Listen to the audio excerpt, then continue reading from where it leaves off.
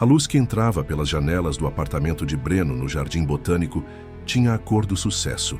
Era uma luz dourada, filtrada pelas folhas das mangueiras centenárias, que se derramava sobre o piso de peroba e arrancava brilho do prêmio que ele polia sobre a lareira de mármore.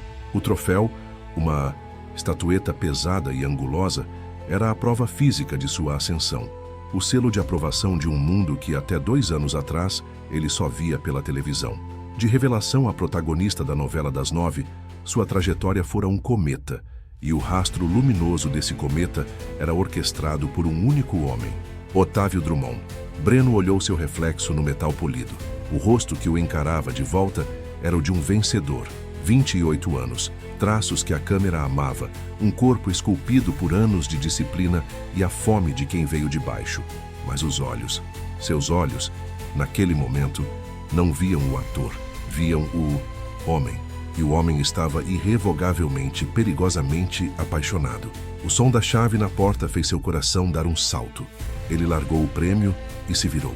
Lia entrou trazendo consigo o cheiro de tinta a óleo, terebintina e da sua própria pele. Uma combinação que para Breno era mais inebriante que qualquer perfume francês. Ela era a diretora de arte da novela, um gênio silencioso cuja visão criava os mundos onde ele atuava. Tinha os cabelos escuros presos em um coque frouxo, de onde sempre escapavam mechas rebeldes, e os olhos, de um castanho quase negro, continham uma intensidade que parecia ver através das máscaras que ele usava para viver. Celebrando sozinho, ela perguntou, um sorriso cansado, mas genuíno, nos lábios manchados de um azul ultramarino. Esperando por você, ele respondeu, puxando-a para si. O beijo deles foi faminto, um encontro de 2 solidões que haviam encontrado, um refúgio uma na outra. As mãos dela, sujas de tinta, mancharam a camisa branca dele, e ele a apertou mais forte, como se quisesse absorver a arte e a alma dela. O amor deles havia nascido nos bastidores, em meio a cenários de gesso e luzes artificiais. Floresceu em conversas sussurradas sobre cinema iraniano, em jantares improvisados em seu apartamento com vinho barato e macarrão instantâneo, na cumplicidade de 2 artistas que se sentiam forasteiros naquele universo de egos e aparências. Lia era seu contraponto, sua gravidade. Enquanto Breno se tornava uma persona pública, ela era sua dose de realidade, a única pessoa diante de quem ele não precisava atuar. Otávio ligou, disse Breno, a voz abafada nos cabelos dela. Festa na casa dele no sábado, para comemorar o prêmio e o sucesso da novela. Lia enrijeceu em seus braços, um movimento quase imperceptível. Ah, que ótimo! Você não parece feliz. Festas na casa do Otávio não são festas, Breno. São manobras de poder disfarçadas de celebração. Ela se afastou, caminhando até a janela, de costas para ele. É onde os contratos são fechados, as alianças são formadas e as reputações destruídas com um sorriso e uma taça de champanhe. Breno se aproximou e a abraçou por trás, o queixo em seu ombro. Desta vez é diferente. É para mim, para nós. Quero que todos vejam você ao meu lado, não como a diretora de arte, mas como a mulher que eu amo. A confissão pairou no ar, carregada de uma sinceridade que o assustou. Ele nunca dissera aquelas palavras em voz alta.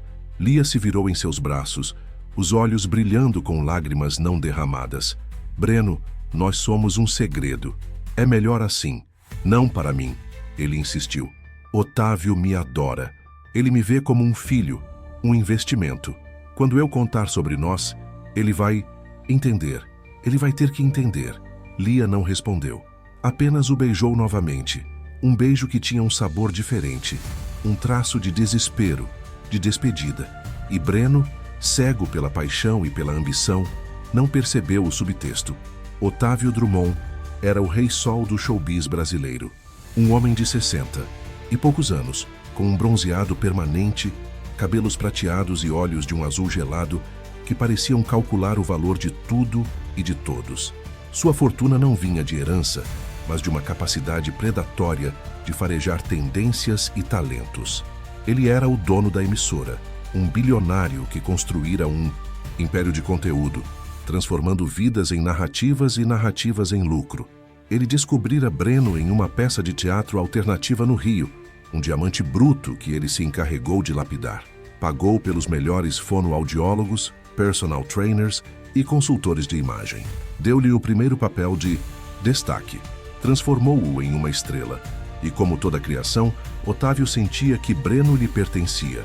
A gratidão do ator, sua lealdade, eram parte do retorno sobre o investimento. Você é mais que um ator, Breno, Otávio lhe dissera uma vez, em seu escritório suntuoso com vista para a Lagoa Rodrigo de Freitas. Você é um ativo, um símbolo do novo Brasil. O garoto do interior que venceu pelo talento. É uma história que vende. Não me decepcione. A festa de sábado seria a coroação de Breno. A mansão de Otávio em Joá era um monumento ao poder, uma fortaleza de vidro e concreto debruçada sobre o mar com uma piscina de borda infinita que se fundia com o azul do Atlântico. O convite era o atestado final de que Breno agora pertencia ao panteão dos deuses. Ele e Lia chegaram juntos, uma entrada discreta, mas que não passou despercebida. Ele sentiu os olhares, os sussurros. A presença de Lia ao seu lado era uma declaração. Ela usava um vestido preto, simples, que realçava a palidez de sua pele e a intensidade de seus olhos. Estava desconfortável, seu corpo tenso, uma dissonância em meio à fluidez dos outros convidados. Otávio os recebeu com um abraço paternal em Breno e um olhar rápido e indecifrável para Lia, a estrela da noite, e trouxe a musa inspiradora, encantador. A noite se desenrolou em um roteiro de sorrisos falsos e conversas calculadas.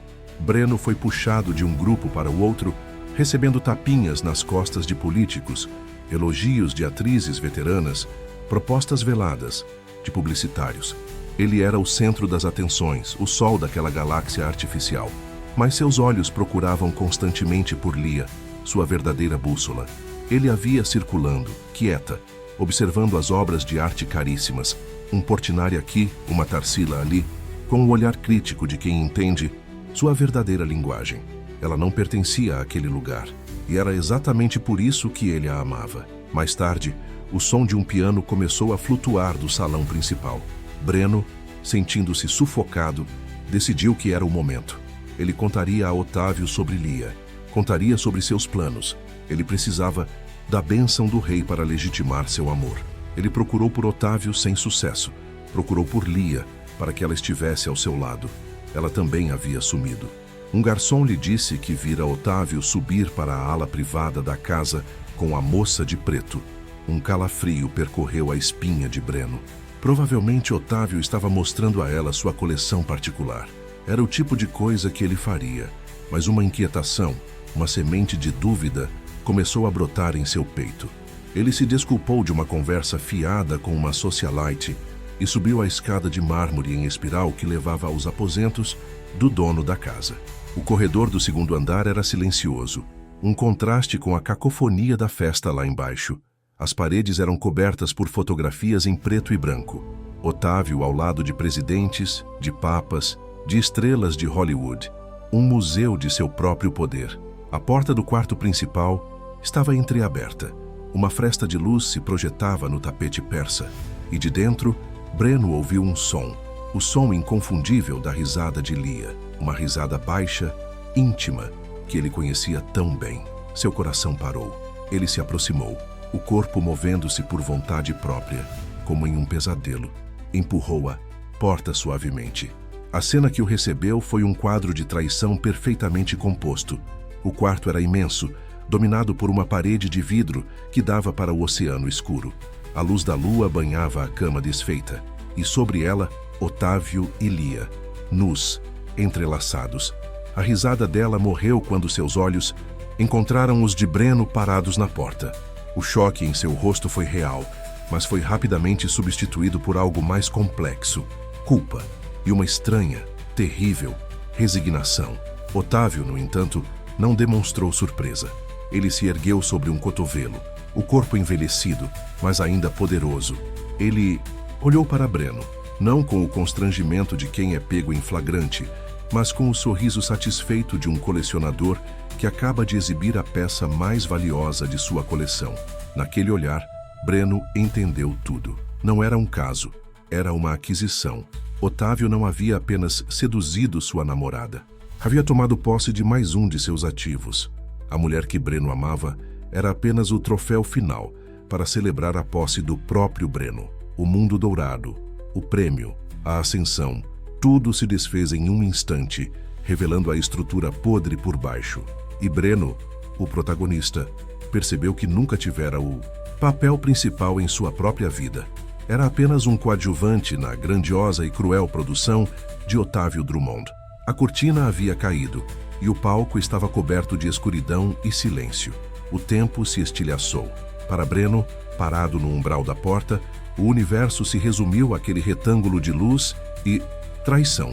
Os sons da festa lá embaixo, a música, as risadas, o tilintar de taças, chegaram até ele como se viessem de outra galáxia, distantes e irrelevantes. Seu cérebro, treinado para processar e reagir, para encontrar a emoção correta para a cena, entrou em pane. Não havia roteiro para aquilo.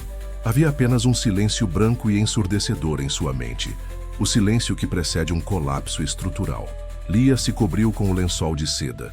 Um gesto inútil de pudor, que só acentuava a sordidez da cena. Seu rosto, na luz prateada da lua, era um estudo de horror e culpa. Ela abriu a boca para falar, mas nenhum som saiu. O que ela poderia dizer? As palavras haviam se tornado obsoletas. O corpo dela, entrelaçado ao de Otávio, já dissera tudo. Foi Otávio quem quebrou o silêncio. Sua voz era a mesma de sempre. Um barítono calmo e controlado, o que tornava a situação ainda mais grotesca. Breno, acho que você está um pouco adiantado para o tour privado. Não havia desculpas, não havia constrangimento. Havia apenas o poder nu e cru. O poder de um homem que não precisa se justificar, pois é ele quem define a realidade. Ele se levantou da cama completamente nu, sem nenhum traço de vergonha, e caminhou até o bar no canto do quarto. Serviu-se de um conhaque, o líquido âmbar girando no copo de cristal. Não seja tão dramático, rapaz, disse Otávio, virando-se para Breno. Isso não é uma das suas novelas. É a vida. As pessoas são complicadas. Breno olhou para Lia, encolhida, na cama.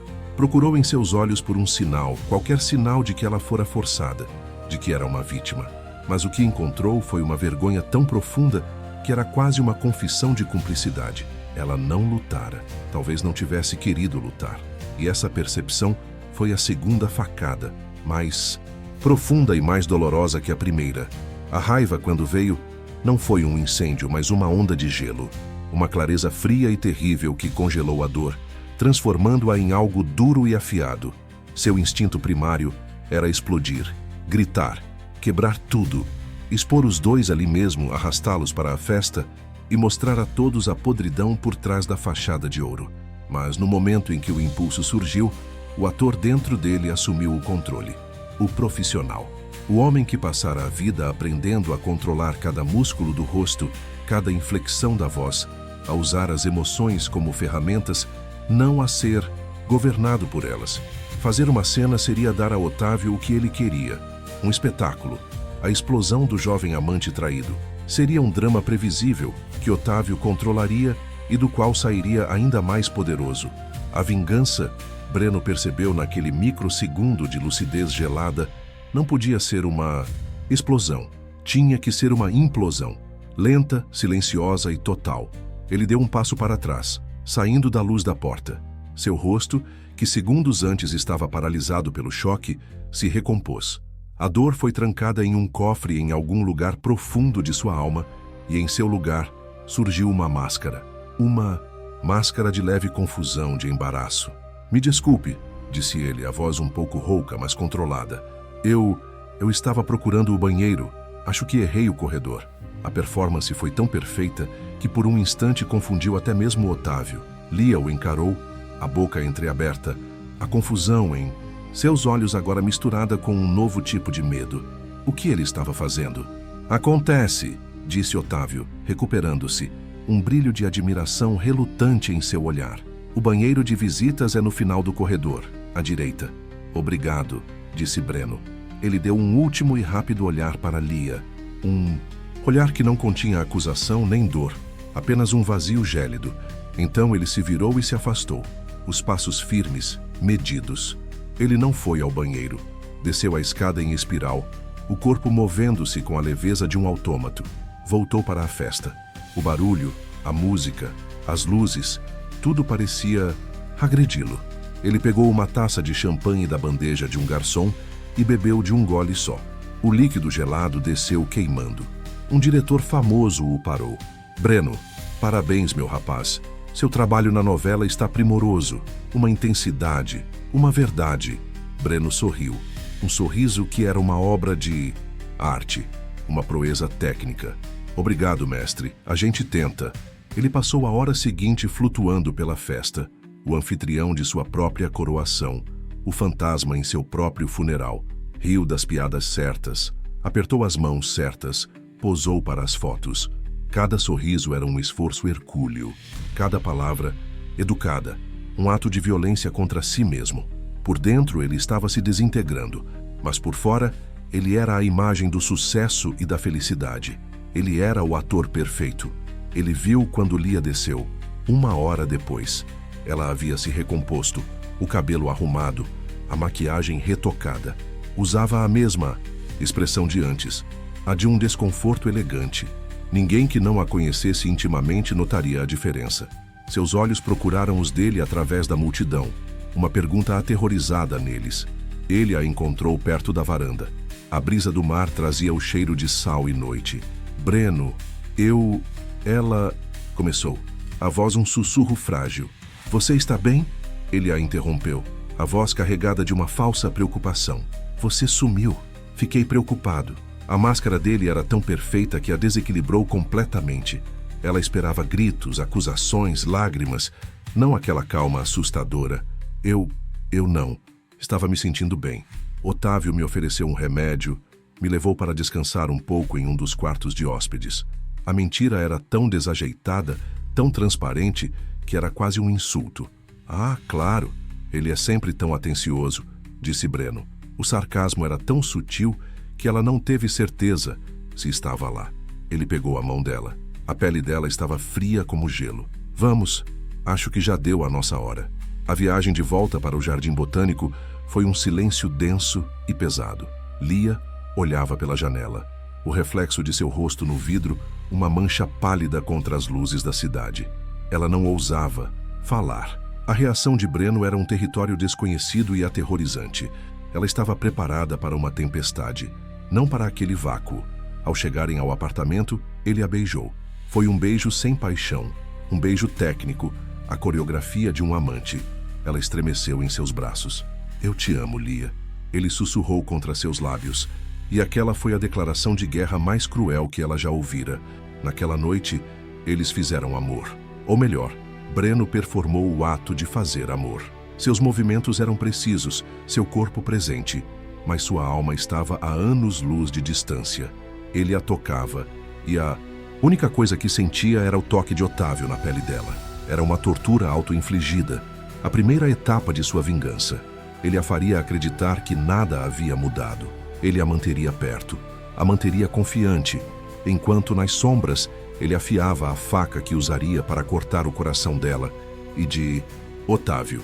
Quando ela finalmente dormiu exausta pela tensão, Breno se levantou, foi até a sala e pegou o prêmio que ganhara. Olhou para seu reflexo no metal dourado. O rosto do vencedor havia sumido. Em seu lugar, havia o rosto de um estranho, com os olhos frios e vazios, de um homem que acabara de descobrir que o palco em que construíra sua vida era, na verdade, uma armadilha, e que o único papel que lhe restava era o do vingador. A novela havia acabado. O thriller estava apenas começando. Ele colocou o prêmio de volta na lareira, mas com mais força do que o necessário. A base de mármore partiu com um clique seco, uma fina rachadura se espalhando pela pedra. Uma premonição. A luz da manhã invadiu o apartamento com uma claridade impiedosa, revelando a desordem da noite anterior. Taças de vinho vazias, roupas jogadas no chão, a cama desfeita. Para Breno, que não dormira um segundo, a luz era uma agressão. Um holofote que iluminava a ruína de sua vida interior. Lia ainda dormia, a respiração suave, o rosto em repouso, parecendo inocente. A visão dela, tão familiar e agora tão estranha, provocou nele uma onda de dor tão aguda que ele teve que se apoiar na parede para não cair. Vontade de acordá-la, de confrontá-la, de forçá-la a encarar a devastação que causara, era quase insuportável. Mas o ator prevaleceu. A vingança exigia paciência, exigia performance. Ele se moveu pelo apartamento em silêncio, preparou o café, como fazia todas as manhãs, espremeu laranjas, colocou a mesa com o cuidado de um cenógrafo montando a cena de um café da manhã feliz. Cada gesto era um ensaio, uma linha de um diálogo silencioso e mentiroso. Quando Lia acordou e entrou na cozinha, sonolenta, envolta em sua camisa, ele lhe entregou uma xícara de café e um sorriso. Bom dia, dorminhoca. Ela o olhou, os olhos ainda nublados pelo sono e pela ansiedade residual da noite anterior. A normalidade dele a confundia, a desarmava. Bom dia, ela murmurou, aceitando a xícara, as mãos dela roçando as dele. Ele não recuou. Manteve o contato por um segundo a mais. O toque uma mentira, perfeitamente executada. Sobre ontem à noite, ela começou a voz hesitante. Esquece. Ele a cortou suavemente. Você estava cansada. A festa foi um porre. Otávio só quis ajudar. Não vamos deixar uma bobagem estragar a nossa manhã. A absolvição que ele ofereceu era tão completa, tão generosa, que a fez se sentir ainda mais culpada. A gratidão aliviada em seus olhos foi a primeira recompensa amarga de Breno. Ele a estava enredando em sua própria teia de mentiras. A chegada aos estúdios Globo, no Projac em Curicica, foi o verdadeiro teste de fogo. O ar ali era rarefeito, uma mistura de ambição, inveja e o cheiro de laquê. Breno e Lia caminharam pelos corredores labirínticos, cumprimentando técnicos, atores, diretores. Para todos, eles eram o casal do momento, a união da beleza e do talento. Breno sentia os olhares sobre eles, e cada sorriso que devolvia era um esforço de vontade, um músculo sendo flexionado ao limite. No estúdio de gravação, o mundo que Lia criara os esperava. Era o cenário do apartamento de luxo do personagem de Breno na novela. Uma réplica assustadoramente precisa do tipo de ambiente que Otávio habitava. As paredes eram cobertas de obras de arte falsas, os móveis eram de um design clean e impessoal. Breno olhou para o cenário e sentiu uma onda de náusea. Sua vida e sua ficção haviam se fundido em um pesadelo irônico. Otávio chegou pouco depois, exalando poder e colônia cara. Ele cumprimentou a equipe com a afabilidade de um monarca, visitando suas tropas, deu um abraço em Breno. Pronto para brilhar, meu rapaz? Breno sentiu o toque de Otávio em suas costas e teve que lutar contra o impulso de recuar, de se livrar daquele contato como se fosse fogo. Em vez disso, ele sorriu. Sempre pronto, chefe. Otávio então se virou para Lia, que tentava se ocupar com um adereço de cena. Ele colocou a mão na parte inferior de suas costas. Um gesto sutil, quase imperceptível para os outros, mas para Breno foi uma declaração de posse tão explícita quanto uma escritura. Breno viu o corpo de Lia enrijecer por uma fração de segundo. Ele viu o medo em seus olhos quando ela olhou para ele procurando por uma reação. Ele não lhe deu nenhuma. Manteve seu sorriso profissional, discutindo uma mudança na cena com o diretor. Ele estava se tornando um mestre em seu ofício mais sombrio. A cena do dia era crucial. Um monólogo dramático onde seu personagem, um empresário traído, confrontava o rival. O diretor, um homem experiente chamado Cássio, explicou a cena. Eu quero a dor, Breno, a fúria, a humilhação de um homem que perdeu tudo. Use o que você tem aí dentro. Dê-me verdade. Breno olhou para Otávio, que assistia a tudo de sua cadeira de diretor, ao lado de Lia. A ironia era tão espessa que ele mal conseguia respirar. Ele tinha a verdade, ele tinha a dor, ele tinha a fúria, mas não podia usá-la. Tinha que guardá-la, canalizá-la, transformá-la em uma performance controlada. Luz, câmera, ação. Breno começou o monólogo. As palavras do roteiro saíam de sua boca, mas a emoção era real. Era a sua humilhação, a sua raiva, a sua dor, destilada e servida para as câmeras. Ele olhava para o ator que interpretava seu rival, mas via o rosto de Otávio. Ele falava sobre traição, e cada palavra era uma flecha apontada para Lia. Foi a melhor atuação, de sua vida. Quando terminou, um silêncio chocado tomou conta do estúdio. A equipe, acostumada com a mecânica da atuação, estava visivelmente abalada. O diretor, Cássio, tinha lágrimas nos olhos. Corta! Perfeito, Breno! Meu Deus, garoto! De onde você tirou isso? Foi visceral. Breno, ofegante, saiu do set de luz. Ele viu Lia, o rosto pálido, os olhos arregalados de horror. Ela havia entendido. Ela sabia que aquele monólogo não era para o personagem, era para ela. Ele havia acabado de confessar tudo o que sentia, sem dizer uma única palavra da verdade. Otávio, no entanto, aplaudiu. Brilhante! Simplesmente brilhante! Eu sabia que você tinha isso em você, rapaz. É por isso que você é uma estrela. O magnata não via a confissão, via apenas o talento. Para ele, a dor de Breno era apenas mais uma matéria-prima, um recurso a ser explorado para o bem de sua novela. A completa falta de empatia de Otávio, sua incapacidade de ver o homem por trás do ator, deu a Breno a certeza de que sua vingança não era apenas justificada, era necessária. Naquele momento, o plano começou a se solidificar em sua mente. O primeiro ato de sabotagem não seria um erro, mas um acerto. Uma atuação tão poderosa, tão acima do que a novela pedia, que criaria um problema. Nos dias que se seguiram, ele repetiu a dose. Em cada cena dramática, ele mergulhava em sua dor real, entregando performances que eram obras de arte em meio a um roteiro medíocre. O contraste entre sua atuação e a do resto do elenco, incluindo a da protagonista, uma atriz veterana e protegida de Otávio, tornou-se gritante. Os críticos começaram a notar. As colunas de TV, que antes elogiavam a novela como um todo, agora se concentravam apenas no fenômeno Breno. Ator carrega a novela nas costas, dizia uma manchete. Uma atuação visceral em um mar de clichês, dizia outra. O desequilíbrio começou a criar atritos no set. A protagonista, sentindo-se ofuscada, reclamou com Otávio. Outros atores sentiam a pressão de tentar igualar a intensidade de Breno.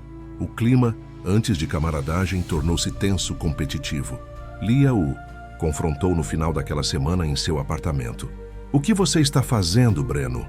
Estou fazendo o meu trabalho, dando o meu melhor. Não, você está se exibindo, está desequilibrando a novela, está criando problemas para todo mundo. Achei que o Otávio gostasse de estrelas, ele respondeu, a voz fria. Ele se aproximou dela. Não é isso que ele faz. Ele não pega as coisas que ele quer, não importa o custo. Eu aprendi com o melhor. Ela recuou como se tivesse levado um tapa. Isso é sobre nós, não é? Aquela noite... Que noite? Ele a interrompeu, o rosto uma máscara de inocência. A noite da festa? A noite em que você não se sentiu bem, eu já esqueci. Ele sorriu, e o sorriso não alcançou seus olhos. Estou apenas focado na minha arte, Lia. Como você, como todos nós. Ele a estava torturando com sua calma, com sua recusa em confrontá-la. Ele a mantinha em um limbo de incerteza, forçando-a a questionar sua própria sanidade. E enquanto ela se afogava em culpa e confusão, ele continuava a construir sua arma, a arma de sua própria excelência. Ele se tornaria tão grande, tão indispensável para o sucesso da novela, que sua queda, quando ele decidisse provocá-la, levaria o Império de Otávio Drummond junto com ele. O ensaio havia terminado. O primeiro ato da vingança estava em pleno andamento. A estratégia de Breno era um veneno de ação lenta, e os primeiros sintomas da infecção começaram a aparecer no organismo da emissora. As colunas de fofoca, antes repletas de notas plantadas sobre romances forjados e sucessos de audiência, agora sussurravam sobre tensões nos bastidores da novela Império de Areia. Breno alimentava esses sussurros com a perícia de um mestre de marionetes. Seu principal instrumento era Guto, um fotógrafo de celebridades com quem desenvolvera uma relação de troca de favores ao longo dos anos. Guto era um abutre, mas um abutre com um código de ética próprio, lealdade à fonte. Encontravam-se em botecos de esquina na Lapa, longe dos holofotes, onde a penumbra e o cheiro de cerveja barata garantiam o anonimato. A protagonista está tendo ataques de estrelismo, Breno dizia casualmente enquanto mexia em seu chope. Reclama da minha intensidade, diz que estou roubando as cenas dela. Outro dia, atrasou a gravação em 2 horas porque não gostou da maquiagem. Guto anotava mentalmente, os olhos brilhando. E o Drummond? Que ele acha disso? Otávio está em uma posição difícil. Breno suspirava, performando a lealdade. Ele a adora. É uma aposta pessoal dele. Mas a audiência responde a mim. Os grupos de discussão só falam do meu personagem. No dia seguinte, a nota saía em uma coluna online popular. Clima pesa nos bastidores de Império de Areia. Fontes afirmam que a veterana, nome da atriz, não está lidando bem com o sucesso avassalador de seu colega de cena, Breno. A briga de egos estaria tirando o sono do todo-poderoso Otávio Drummond. Eram pequenas picadas, mas venenosas e constantes. Breno também usava a culpa de Lia como uma alavanca. Ele sabia que ela, como diretora de arte, tinha acesso a informações que ele não tinha. Orçamentos, cronogramas, problemas de produção. Ele a enredava em sua teia de falsa normalidade, extraindo detalhes em conversas que pareciam inocentes. Estou preocupado com os custos daquela cena da explosão, dizia ele, enquanto jantavam no apartamento. O Cássio, o diretor, parece estar perdendo a mão. Gastaram uma fortuna naqueles efeitos. E no final ficou parecendo um rojão de festa junina. Você que entende de visual, o que achou? Lia, ansiosa por se reconectar com ele no único campo que ainda parecia seguro, o profissional, mordia a isca. Foi um desastre. O fornecedor dos explosivos foi uma indicação do sobrinho de um diretor da casa, superfaturado e incompetente. Mas o Otávio mandou abafar o caso para não criar problemas com o sindicato. Na semana seguinte, a informação aparecia anônima em um blog de um sindicato de trabalhadores do audiovisual.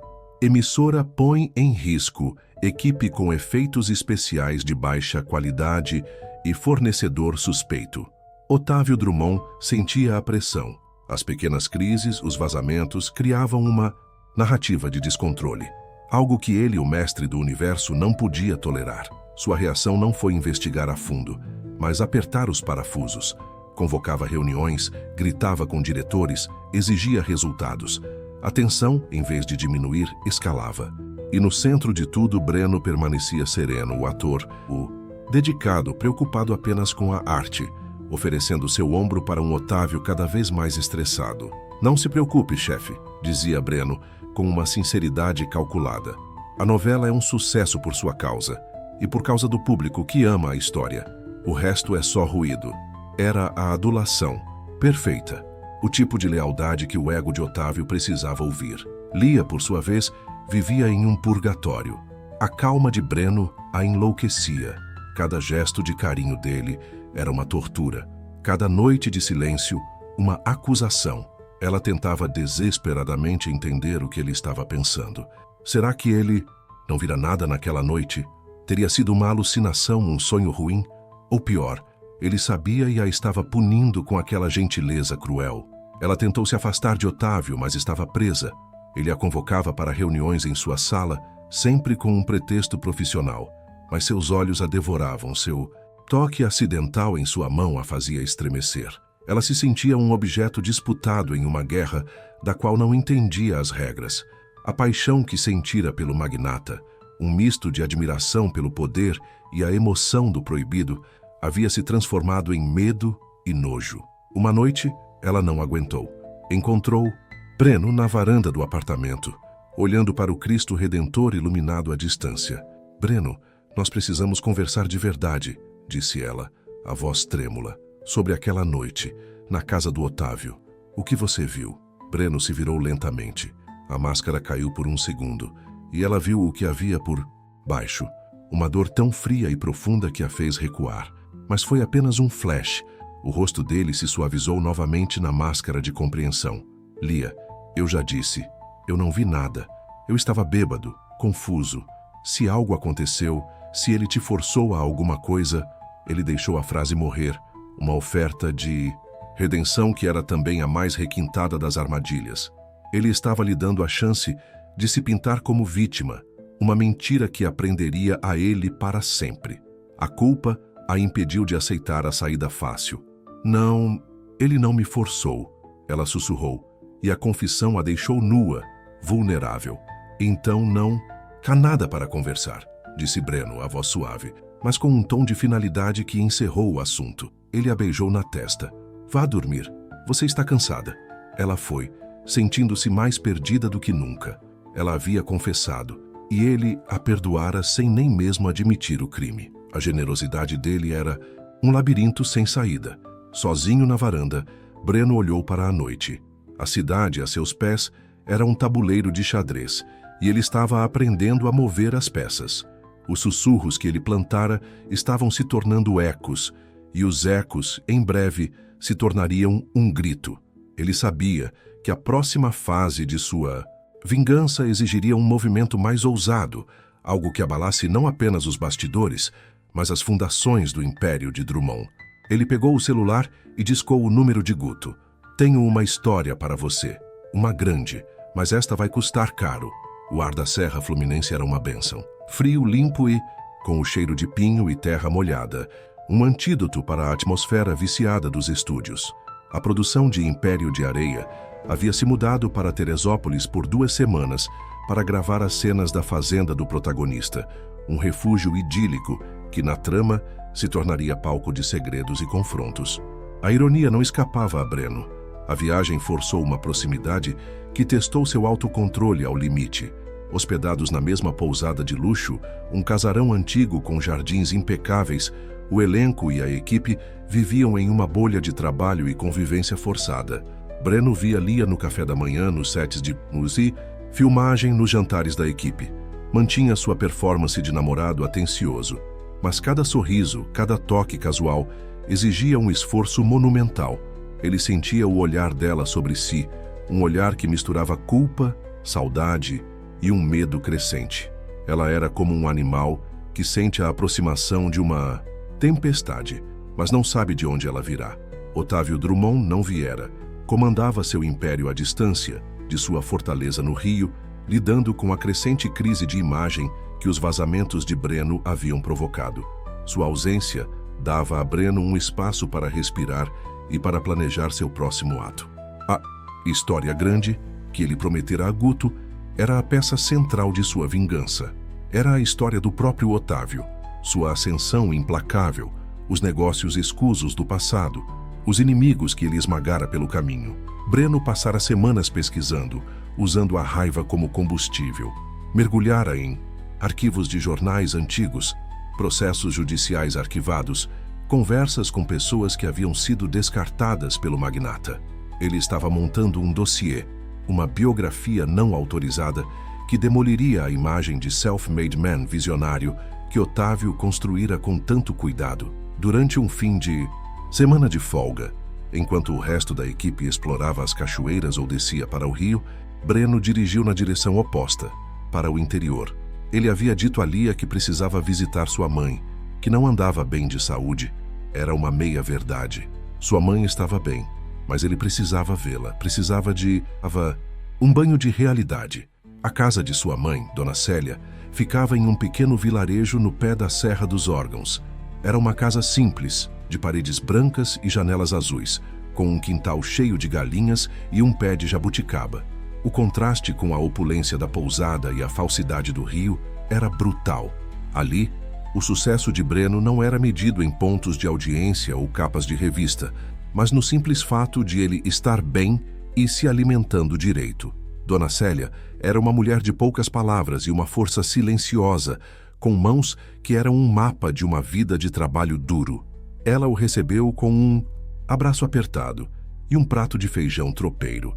Não fez perguntas sobre a fama, sobre as festas, sobre as estrelas. Perguntou sobre seu coração. Você não parece feliz, meu filho, disse ela, enquanto comiam na pequena cozinha. Seus olhos estão cansados. É muito trabalho, mãe. Não é trabalho. Trabalho cansa o corpo. O que cansa a alma é outra coisa. Ela o encarou com a sabedoria de quem conhece cada pedaço da alma que gerou. É aquela moça, a Lia, não é? Ela não é para você. Breno ficou surpreso. A senhora não gosta dela? Não é questão de gostar, é questão de ver. Os olhos dela são tristes. E ela não te olha como um porto, mas como uma fuga. Gente que foge, meu filho. Uma hora se cansa de correr e te deixa para trás. As palavras de sua mãe, simples e diretas, o atingiram com a força de um soco. Era a verdade, desprovida de qualquer verniz. Ele viera ali buscando um refúgio, um momento de paz antes da batalha final, mas encontrou um espelho. Encontrou a confirmação de que o amor que ele pensava ser seu alicerce era, na verdade, construído sobre areia. A visita fortaleceu sua resolução. A vingança não era mais apenas sobre a traição. Era sobre reivindicar sua própria história. Sobre se libertar não apenas de Otávio, mas da ilusão que o prendera a Lia. Era sobre quebrar o espelho e finalmente ver a si mesmo com clareza. Na noite em que voltou para Teresópolis, ele encontrou Lia esperando por ele na varanda de seu quarto. Ela parecia ter chorado. "Eu não aguento mais, Breno", disse ela, a voz quebrada. Essa distância, essa sua calma. Me diga o que está acontecendo. Grite comigo. Me odeie. Qualquer coisa é melhor que esse silêncio. Ele a olhou. Pela primeira vez em semanas, ele não sentiu raiva. Sentiu uma pena imensa. Ela também era uma prisioneira acorrentada ao poder de Otávio e à sua própria ambição. "Eu não te odeio, Lia", disse ele. E era verdade. O ódio havia se transformado em algo mais frio, mais distante. "Mas eu também não sei mais se te amo." Ele a deixou ali, na varanda fria da serra, e entrou no quarto. Pegou o telefone e enviou a primeira parte do dossiê para Guto. O título do e-mail era Império de Areia, capítulo 1. A implosão havia começado. O primeiro artigo da série Império de Areia, publicado por Guto em um portal de grande alcance que lhe pagou uma fortuna pela exclusividade, caiu como uma bomba no mercado. O texto, assinado por um pseudônimo para proteger Breno, detalhava as primeiras manobras de Otávio Drummond nos anos 90 para construir sua emissora. A compra hostil de pequenas rádios do interior, o uso de laranjas para contornar a legislação e as conexões suspeitas com políticos da época. Não era uma acusação direta de crime, mas pintava um retrato devastador do caráter do magnata, desconstruindo o mito do visionário e revelando o predador. A reação de Otávio foi vulcânica. Ele mobilizou seu exército de advogados, ameaçando o portal com um processo multimilionário. Emitiu notas oficiais classificando a matéria como uma ficção caluniosa, orquestrada por concorrentes invejosos. Mas o estrago estava feito. A história era bem documentada, cheia de detalhes que só alguém de dentro poderia saber. O mercado financeiro, sempre sensível a escândalos, reagiu. As ações da Drummond Media, que já vinham sofrendo com a crise de imagem da novela, despencaram. A paranoia se instalou na cúpula da emissora. Otávio via traidores em toda parte. Demitiu 2 diretores de longa data. Promoveu reuniões de crise, sua fúria ecoando pelos corredores. A fonte do vazamento tornou-se sua obsessão. Lia, de volta ao Rio, vivia em um estado de pânico constante. A confissão de Breno, "Não sei mais se te amo", a deixara à deriva. E agora, o escândalo envolvendo Otávio a colocava em uma posição impossível. Ela temia que a fúria do magnata se voltasse contra ela, que ele a visse como cúmplice do vazamento. Ao mesmo tempo, via Breno se afastar, tornando-se um estranho frio e determinado. E foi nesse cenário de caos que o destino moveu sua peça mais inesperada. Dona Célia, a mãe de Breno, sofreu um AVC. A notícia chegou a Breno no meio de uma gravação. O chão pareceu desaparecer. Sob seus pés, ele largou tudo e dirigiu como um louco para o pequeno hospital público perto de sua cidade natal, o mesmo hospital onde ele nascera. Encontrou a mãe na UTI, entubada, um emaranhado de fios e tubos conectando seu corpo frágil a máquinas que apitavam em um ritmo assustador. O médico, o jovem residente de ar cansado, foi brutalmente honesto. "O quadro é grave, um AVC hemorrágico extenso. As próximas 48 horas são críticas." Breno sentou-se na sala de espera fria e impessoal, o cheiro de antisséptico invadindo suas narinas, e o peso do mundo desabou sobre ele. Sua vingança, seus planos, a novela, Otávio, Lia, tudo pareceu pequeno, insignificante, diante da fragilidade daquela mulher na cama da UTI. Ele, que estava brincando de Deus, manipulando vidas e reputações, agora estava completamente impotente. Lia, ao saber da notícia, não hesitou. Dirigiu por 3 horas e apareceu no hospital no meio da noite. Ela não disse nada.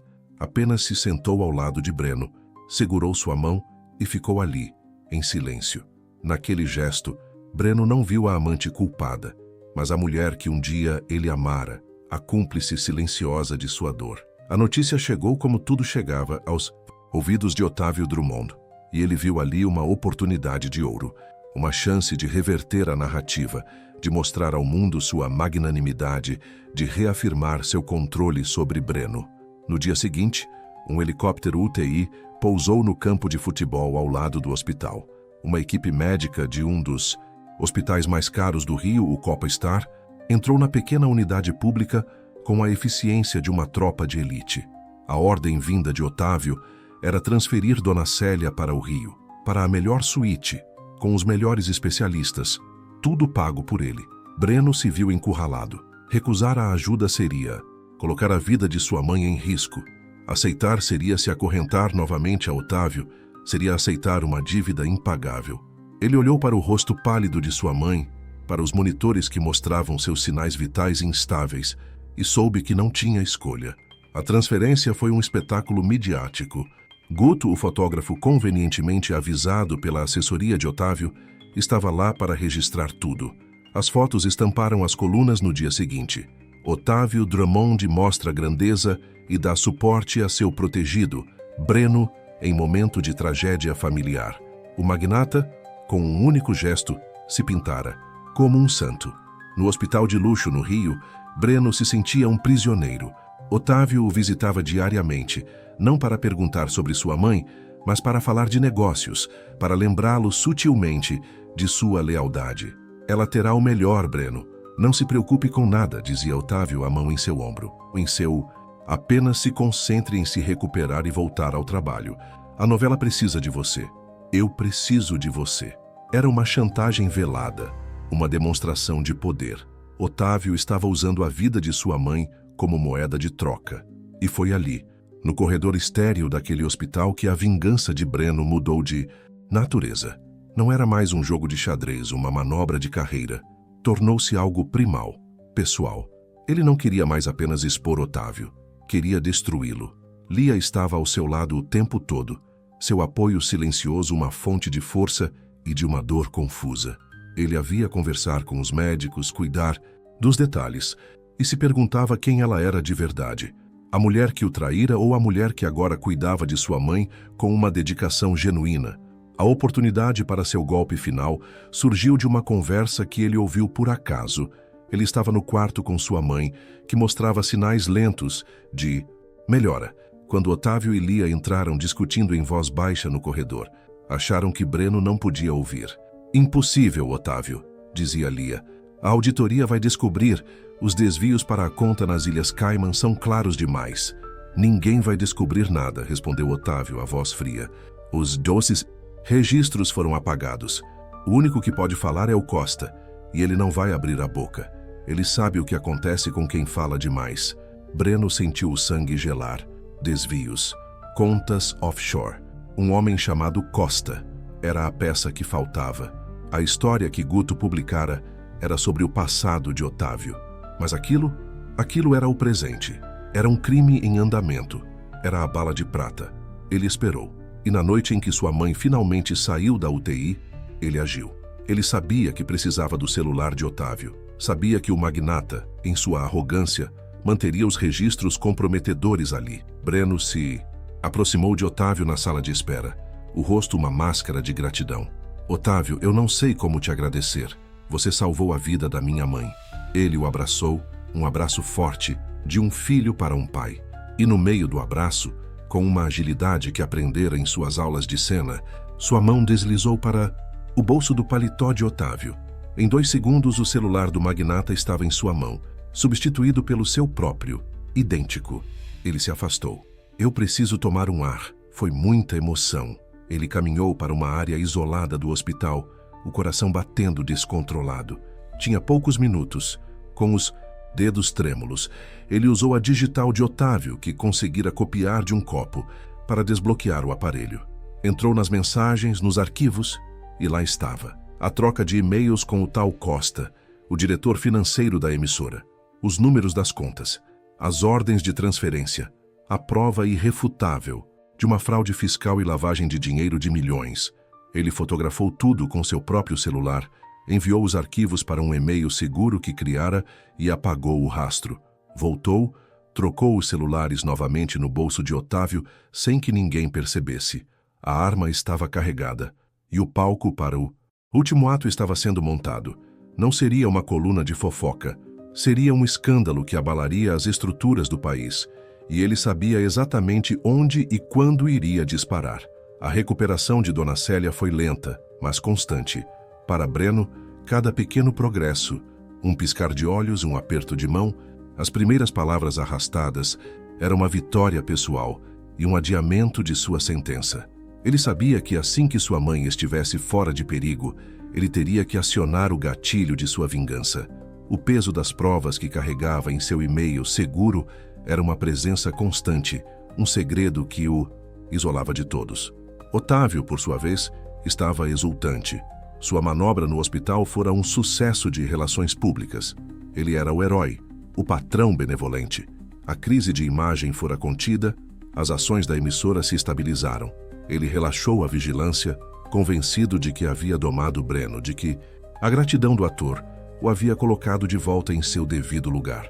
Ele até mesmo permitiu que a produção de Império de Areia seguisse um ritmo menos frenético, um gesto de compreensão para com o seu protagonista.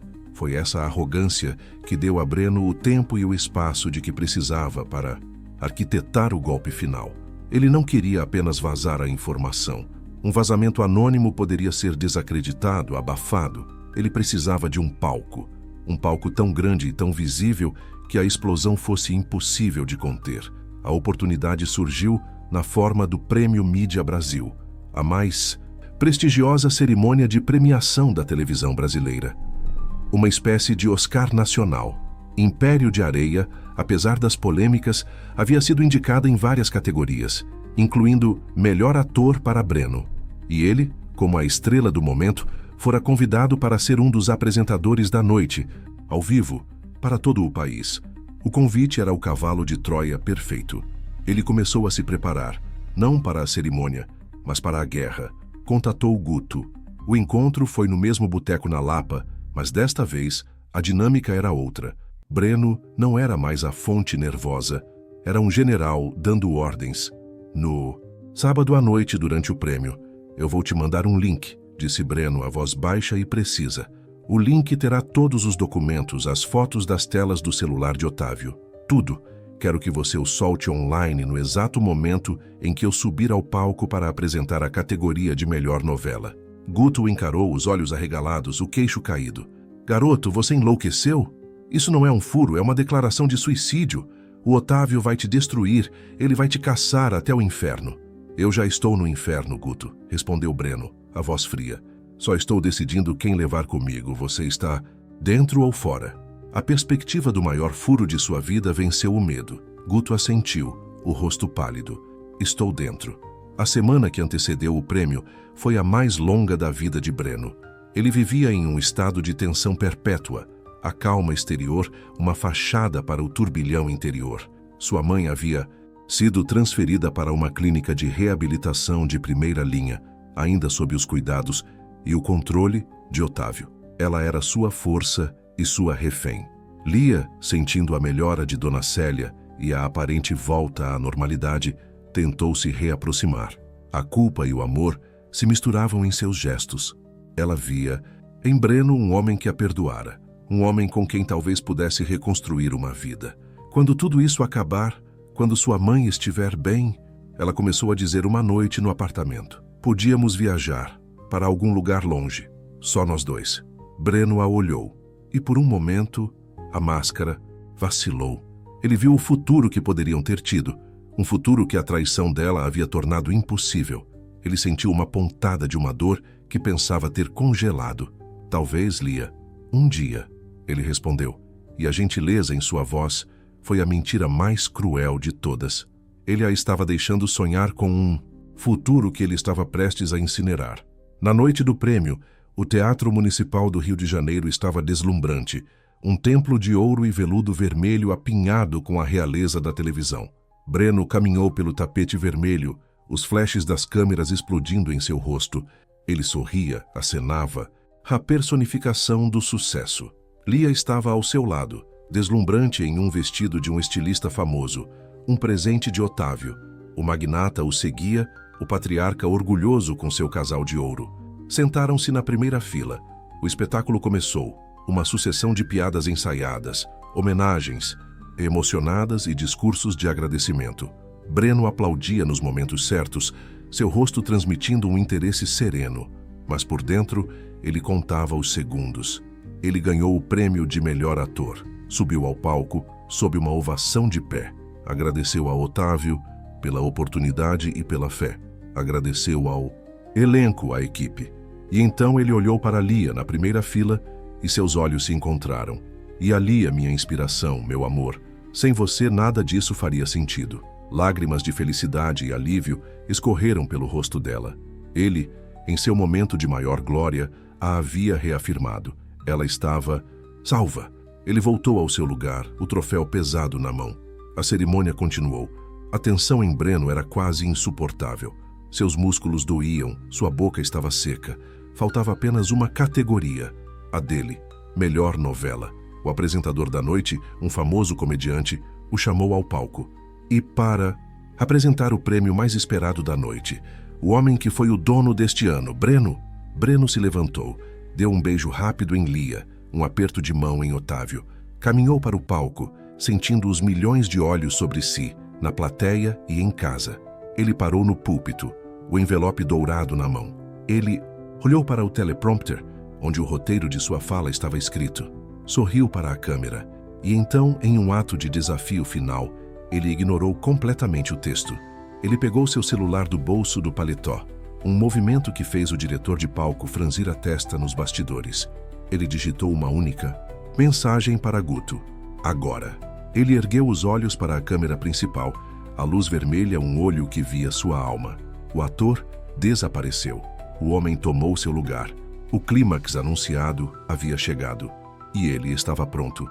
Boa noite, disse Breno, e sua voz, desprovida da entonação ensaiada dos apresentadores, soou estranhamente íntima no silêncio do Teatro Municipal. Milhões de pessoas em suas salas de estar por todo o Brasil se ajeitaram nos sofás, sentindo a mudança súbita na atmosfera. Ele não abriu o envelope dourado. Em vez disso, pousou-o delicadamente sobre o púlpito. Antes de anunciar os indicados, eu gostaria de falar sobre a arte de atuar. Ele começou, os olhos fixos na lente da câmera. Atuar é, em sua essência, a arte de contar a verdade através de uma mentira. Nós, atores, emprestamos nossos corpos e nossas almas para dar vida a personagens, para viver emoções que não são nossas. Mas às vezes, a vida nos força ao papel inverso. Às vezes, somos forçados a atuar para esconder a nossa própria verdade, para sobreviver. Na primeira fila, Lia sentiu um calafrio. Otávio franziu a testa, uma expressão de irritação começando a se formar em seu rosto. Nos bastidores, o diretor da transmissão gesticulava confuso. O que ele está fazendo? Corta para o comercial. Mas era tarde demais. Breno tinha o país em suas mãos. Nos últimos meses, continuou Breno, a voz firme, vocês me viram na tela interpretando um homem traído, um homem que perde seu império, sua mulher, sua dignidade. O que vocês não sabem é que eu não precisei buscar muito longe para encontrar a inspiração para esse papel. Um murmúrio percorreu a plateia. Celulares começaram a ser erguidos. Online, Guto havia acabado de apertar publicar. O link para o dossiê com o título A Verdadeira Trama de Império de Areia explodiu na internet. A hashtag #Breno ao vivo começou a subir nos trending topics com uma velocidade assustadora. Breno ergueu o celular que tirara do bolso. Este aparelho não é meu. Pertence a um homem que se senta esta noite nesta plateia. Um homem que eu admirava. Um homem que me deu uma carreira e que eu via como um pai. O foco da câmera instintivamente procurou Otávio na primeira fila. O rosto do magnata era uma máscara de fúria e incredulidade. Ele começou a se levantar, mas seus assessores o seguraram. Este homem, prosseguiu Breno, ignorando o caos que começava a eclodir, usa seu poder não para criar arte, mas para manipular vidas. Ele se cerca de beleza, de talento, e então ele os consome, como se fossem sua propriedade. Ele fez uma pausa, e seu olhar, pela primeira vez, se moveu, encontrando o de Lia. A dor em seus olhos era tão crua, tão real que a plateia prendeu a respiração. Ele toma o que ele quer, a quem ele quer, sem se importar com quem ele destrói no processo. A transmissão nos bastidores foi cortada. A tela da TV em milhões de lares ficou preta por 1 segundo, e depois entrou um comercial abrupto de margarina. Mas o dano estava feito. O país inteiro sabia que algo monumental havia acontecido. No teatro, a segurança começou a se mover em direção ao palco. Mas Breno foi mais rápido. E ele não faz isso sozinho, gritou Breno, agora sem o microfone principal, a voz ecoando acusticamente. Ele o faz com a cumplicidade daqueles que se deixam comprar, daqueles que trocam a lealdade pela promessa de poder. Ele olhou para Lia novamente, e desta vez não havia dor em seu olhar, apenas um vazio. Ele então ergueu o celular novamente, e para financiar seu império, ele rouba, ele desvia, ele lava dinheiro. Ele começou a ler os números das contas, as datas das transferências, os nomes das empresas de fachada. Ele transformara a maior premiação da TV brasileira em uma denúncia ao vivo. Seguranças finalmente o alcançaram no palco, agarrando seus braços. Ele não resistiu, deixou-se ser levado. O rosto, calmo, quase sereno. A missão estava cumprida. A cena que se seguiu foi o caos absoluto. Otávio Drummond, cercado por uma horda de jornalistas, foi escoltado para fora por uma saída lateral, o rosto uma máscara de ódio. Lia estava paralisada em sua cadeira, as lágrimas escorrendo pelo rosto, o som das câmeras e dos gritos ao seu redor se transformando em um zumbido branco. A mulher que sonhara em ser uma grande artista havia se tornado a protagonista de um escândalo. A queda do Império Drummond foi rápida e brutal. O dossiê online, combinado com a denúncia ao vivo de Breno, foi uma avalanche que nem o exército de advogados de Otávio conseguiu conter. A Receita Federal abriu uma investigação. A CVM suspendeu as ações da emissora. Diretores e acionistas, em pânico, forçaram a renúncia de Otávio. O Império de Areia, como o título da novela, desmoronou. Breno foi processado por Otávio por calúnia e difamação, mas o tiro saiu pela culatra. O processo forçou a abertura dos sigilos bancários do magnata e as provas que Breno apresentara foram confirmadas. Otávio, por sua vez, foi indiciado por lavagem de dinheiro e evasão fiscal. Lia desapareceu, deixou o Rio, abandonou a carreira. Ninguém nunca mais ouviu falar dela. Para Breno, o silêncio dela foi a punição mais dura, um eco permanente do amor que ele havia destruído junto com seus inimigos. A carreira de Breno como ator também acabou. Nenhuma emissora, nenhum diretor ousaria contratar o homem que havia implodido o sistema. Ele se tornou um pária, um herói para alguns, um louco para outros. Meses depois, Breno estava de volta à casa de sua mãe. A pequena casa de janelas azuis que ele deixara para trás em busca da glória era agora seu único refúgio. Ele passava os dias ajudando-a no jardim, em um silêncio compartilhado. O prêmio de melhor ator, que ele nunca chegou a receber, foi entregue em sua casa pelo correio. Ele o usava como peso de porta. Numa tarde, enquanto podava as roseiras, ele se olhou no reflexo de uma janela. O rosto que o encarou de volta não era o do vencedor nem o do vingador.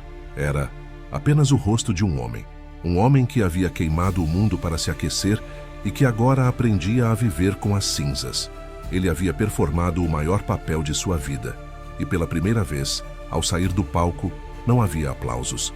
Havia apenas o silêncio. E estranhamente, no meio daquele silêncio, ele começou a encontrar uma frágil e inesperada paz.